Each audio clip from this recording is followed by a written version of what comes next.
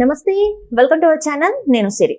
భారతిరెడ్డికి సమాచార శాఖ కామధేను అయింది. ఇప్పుడు ఆ సమాచార శాఖ కమిషనర్ గా పోటీ పడుతున్నారు. ఇంతకీ భారతిరెడ్డికి సమాచార శాఖ కామధేను ఎలా అయింది ఏంటి? సో ఈ అంశాన్ని మనకి వివరించడానికి మనతో పాటు ఉన్నారు ప్రముఖ senior journalist, political analyst C S Rao garu. నమస్కారం సార్. నమస్తే సార్, ఇప్పుడు చూస్తుంటే సమాచార శాఖ కమిషనర్ గా పోటీ పడుతున్నారు. ఇంతకుముందు చూస్తున్నట్టయితే భారతిరెడ్డి గారికి అది కామధేను అయింది. సో ఇప్పుడు మరి ఆ పోస్ట్ కి ఎవరిని పెట్టబోతున్నారు, ఎవరిని నియమించబోతున్నారు? సో సమాచార శాఖ కమిషనర్ అనగానే అడ్వర్టైజ్మెంట్స్ గుర్తొస్తాయి.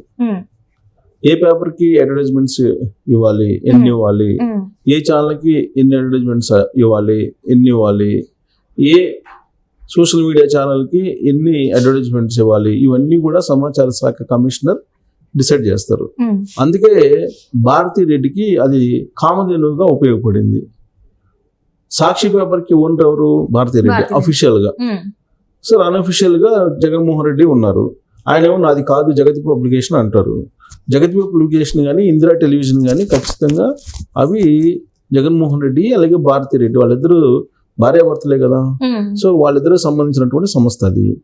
జగన్మోహన్ రెడ్డి ముఖ్యమంత్రిగా ఉన్నప్పుడు ఇందిరా టెలివిజన్ కానీ లేదా జగతి పబ్లికేషన్స్ కానీ ఇచ్చినటువంటి యాడ్స్ భారీ ఎత్తున ఉన్నాయి.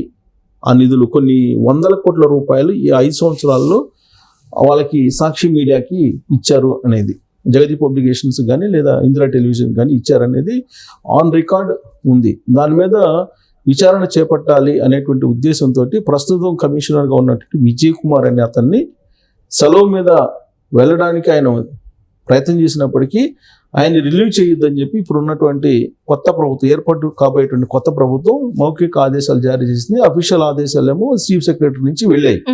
అంటే ఏ స్థాయిలో కుంభకోణం జరిగి ఉంటుంది? కొన్ని వందల కోట్ల రూపాయలు కుంభకోణం జరిగింది. అసలు విచిత్రం ఏంటంటే అక్కడ ఆ శాఖలో జరిగినటువంటి కుంభకోణం సంబంధించి మాట్లాడుకోవాలనుకుంటే అక్రిడేషన్లు కూడా, జర్నలిస్టులకి ఇచ్చేటువంటి అక్రిడేషన్లు కూడా వాళ్ళు 10,000కి 20,000కి అమ్ముకున్నారు అనేది ఒకటి. ఐపాక్ కు సంబంధించిన సంస్థకు కూడా వాళ్ళు అడ్వర్టైజ్మెంట్ రూపంలో లేదంటే నిధుల రూపంలో ప్రచారానికి, సమాచార శాఖ అంటే ప్రభుత్వానికి సంబంధించిన కార్యక్రమాలని ప్రజల్లోకి తీసుకెళ్ళటానికి అది కొన్ని అడ్వర్టైజ్మెంట్స్ రూపంలోనూ కొన్ని కార్యక్రమాల రూపంలోనూ తీసుకెళ్ళాలి. దానికి కాను కొన్ని నిధులు కేటాయిస్తారు. వాటిని ఐపాక్కి మళ్ళీ ఇచ్చారు. సో కాబట్టి ఇది పెద్ద కుంభకోణం. దాన్ని తేల్చాలనేటువంటి ప్రయత్నం ఇప్పుడు ప్రభుత్వం చేస్తూ ఉంది. అందుకే కామధేనువుగా భారతిరెడ్డికి ఉపయోగపడింది ఆ శాఖ. భారతిరెడ్డి ఆధ్వర్యంలో ఉన్నటువంటి మీడియా సంస్థలకి బాగా ఉపయోగపడింది. అది 100 కోట్ల 1000 కోట్ల అనేది ఎంక్వైరీలో కానీ తెలియదు. ఇప్పుడు ఐపాక్కి సంబంధించినటువంటి సంస్థకు అసలు ఎంత ఇచ్చారు, అసలు ఎంప్లాయీస్ ని సోషల్ మీడియాలో పెట్టుకొని ఆ సోషల్ మీడియాలో ఎంప్లాయీస్ కి సమాచార శాఖ కమిషనర్ నుంచి నిధులు ఇప్పించారు అని చెప్పి కూడా ఒకటి వినపడుతుంది. చెన్నైలో ఉండేటువంటి ఒకటి ఐపాక్ సంబంధించిన సంస్థ, అలాగే కోకాపేటలో మరొక సంస్థ ఉంది. దానికి వీటన్నిటికి కూడా ఎంప్లాయ్మెంట్ ప్రైవేటు వ్యక్తులకి ఇచ్చేసి అఫీషియల్ గా ప్రభుత్వం నుంచి డబ్బులు తీసుకున్నారు. ఆ డబ్బులు ఎక్కడి నుంచి తీసుకున్నారు? సమాచార శాఖ నుంచి తీసుకున్నారు. సమాచార శాఖ కమిషనరు ఒప్పుకుంటేనే కదా ఇచ్చేది, లేకపోతే ఇవ్వడానికి లేదు. సో అలాంటి పోస్ట్ కి ఇప్పుడు కీలకమైనటువంటి పోస్ట్ అది. దానికి 3 పోటీ పడుతున్నారు ఇప్పుడు. ఒకళ్ళు సాంబశివరావు అనే అతను, మరొకరు కృష్ణమోహన్ రావు అనే అతను, మరొకరు ఏఏ రావు అనే అతను, 3 పోటీ పడుతూ ఉన్నారు.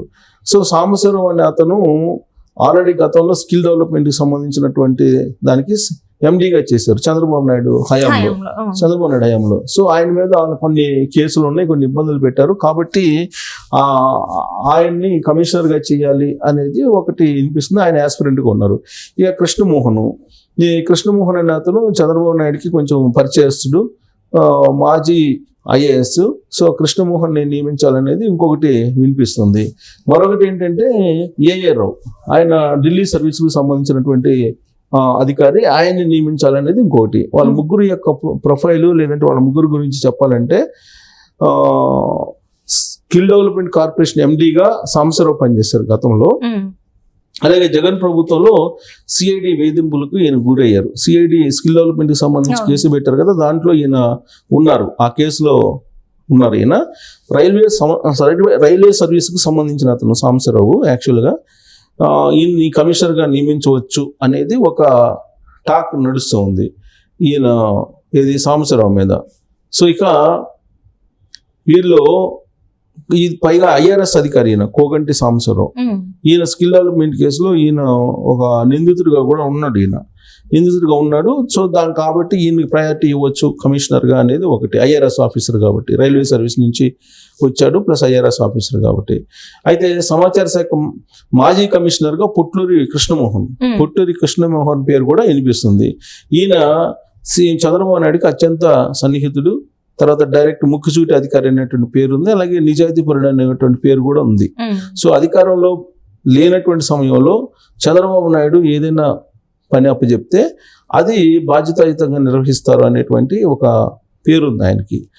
గతంలో ఆయన పనిచేసినటువంటి సంస్థలన్నీ గ్రామీణాభివృద్ధి సంస్థ మీద బాగా పట్టుంది. అలాగే సర్ఫ్ అంటే ఇప్పుడు మహిళలకి ఉపాధి కల్పించడం కానీ, లేదంటే ఈ పెన్షన్స్ డిస్ట్రిబ్యూట్ చేసేటువంటి కానీ, ఇదంతా సర్ఫ్ ఇలాంటి సంస్థల మీద పట్టుంది ఆయనకి. కృష్ణమోహన్ కనుక ఒకవేళ కమిషనర్ ఇవ్వాల్సి వస్తే నిబంధనల ప్రకారం స్పెషల్ కమిషనర్గా ఆయన్ని మార్చాలి. ఎందుకంటే రిటైర్ అయిన అధికారి కాబట్టి స్పెషల్ కమిషనర్గా ఆ పోస్ట్ని మార్చి సమాచార శాఖ స్పెషల్ కమిషనర్గా అది ఇవ్వాల్సి ఉంటుంది, కమిషనర్గా కాకుండా. సో ఇక ఈయన ఇంకొక అతను ఏఆర్ రావు. ఇతను ఢిల్లీలో పూర్తి స్థాయిలో ఢిల్లీలో పనిచేసిన మాజీ ఐఆర్ఎస్ అధికారి ఏఆర్ రావు. ఈయన కమిషనర్ పదవికి ఈయన పేరు కూడా వినిపిస్తుంది. మాజీ ఉపరాష్ట్రపతి వెంకయ్య నాయుడు, కేంద్ర మాజీ మంత్రి దాసరి నారాయణరావు చనిపోయాడు కదా, దాసరి నారాయణరావు, ఆయన కూడా కేంద్ర మినిస్టర్గా చేసినప్పుడు ఓఎస్డీగా పనిచేస్తాడు వీళ్ళిద్దరి దగ్గర. ఈయన సో పనిచేసిన అయ్యేశ్వరరావుకి మీడియా లైసెన్సింగ్ లో సమర్థుడిగా అయ్యేశ్వరరావు పేరు కూడా వినిపిస్తుంది. చంద్రబాబుకు నమ్మకమైనటువంటి అధికారిగా ఈయనకి పేరుంది ఏఆర్ రావుకి. గతంలో వైఎస్ సీఎం గా ఉన్నప్పుడు జరిగిన ఎన్నికల్లో కొంతకాలం లీవ్ పెట్టి వెళ్ళిపోయాడు. అప్పట్లోనే చంద్రబాబు నాయుడు అధికారంలో లేడు కాబట్టి అప్పుడు కూడా చంద్రబాబు నాయుడు కోసం పనిచేశాడు, లీవ్ పెట్టి, అంటే పార్టీ కోసం పనిచేశాడు. తర్వాత క్షేత్రస్థాయి పరిశీలనతో పాటు సీనియర్ జర్నలిస్టులతో ఈయనకి సంబంధాలు ఉన్నాయి ఏఆర్ రావుకి. సో పబ్లిక్ పల్స్ తెలుసుకోవడంలో కూడా ఏఆర్ రావుకి కొంచెం ప్రత్యేకమైనటువంటి అనుభవం కూడా ఉంది. హిందీ, ఇంగ్లీషు భాషల మీద పట్టు కూడా ఉంది. ఈయన్ని కానీ కమిషనర్గా నియమిస్తే ఆయనకు కూడా స్పెషల్ కమిషనర్గా హోదా కల్పించాలి. ఒక సాంబశివరావుకి తప్ప మిగతా వాళ్ళకి ఎవరికి ఇచ్చినా దాన్ని స్పెషల్ కమిషనర్ పోస్ట్ కింద దాన్ని మార్చాలి పోస్ట్ ని. సో రిటైర్ అయిన ఐఏఎస్, ఐఆర్ఎస్, ఐఐఎస్ అధికారులను కమిషనర్ గా నియమించడానికి నిబంధనలు అంగీకరించవు వాస్తవంగా రిటైర్ అయినటువంటి వాళ్ళని. కానీ హోదాను స్పెషల్ కమిషనర్ గా మార్చాల్సి ఉంటుంది అప్పుడు ఒకవేళ వాళ్ళని కనుక నియమించాల్సి ఉంటే. కానీ ఏ ప్రభుత్వంలో ఏ పదవులను నియమించే అధికారం ప్రభుత్వానికి ఉందని చెప్పి ఐఏఎస్లు అంటున్నారు. ఎలాగైనా ప్రభుత్వం అనుకుంటే కనుక ఏ పదవులనైనా ఎవరినైనా నియమించవచ్చు. దానికి సంబంధించిన రూల్స్, రెగ్యులేషన్స్ కొన్ని అటు ఇటు మార్చేసి ఎవరిని కావాలంటే వాళ్ళని వేసేటువంటి అవకాశం ఉంది. సో వీళ్ళల్లో ఈ ముగ్గురులో ఎవరైనా సరే, సాంబశివరావు కానీ, లేదంటే కృష్ణమోహన్ కానీ, లేదంటే ఏఆర్ రావు కానీ, వీళ్ళలో ఎవరిని వేసినా కానీ భారతీరెడ్డికి కామధేనుగా ఉపయోగపడినటువంటి సమాచార శాఖలో ఉన్నటువంటి కుంభకోణాలన్నింటినీ బయటికి తీసేటువంటి అవకాశం ఉంది. అందుకే వీళ్ళ ముగ్గురు పేర్లు వినపడుతున్నాయి. వీళ్ళ ముగ్గురు కమిషనర్లుగా లేదా స్పెషల్ కమిషనర్గా అపాయింట్ అయితే భారతీరెడ్డి గత 5 సంవత్సరాల నుంచి ఆమె సంస్థకు చేసుకున్నటువంటి నిధుల ప్రవాహం అనేది బయటకు రాబోతుంది. దాంతో ఆవిడ జైలుకు వెళ్ళే అవకాశం ఉంది అనేది ఇప్పుడు చర్చ జరుగుతుంది. అంటే రానున్న రోజుల్లో ఏదైనా జరగవచ్చు. అంటే జగన్మోహన్ రెడ్డి గారితో పాటు బాతిరెడ్డి గారు కూడా జైలుకి వెళ్ళే అవకాశం ఉందని అనుకోవచ్చు మనం. ఇది ఒక్కటే చాలు కదా, సమాచార శాఖ ఒక్కటే చాలు. సమాచార శాఖ కుంభకోణం బయటకు వచ్చిందంటే ఆవిడ ఆల్మోస్ట్ జైలుకి వెళ్ళేటువంటి అవకాశం. Right. Thank you so much sir.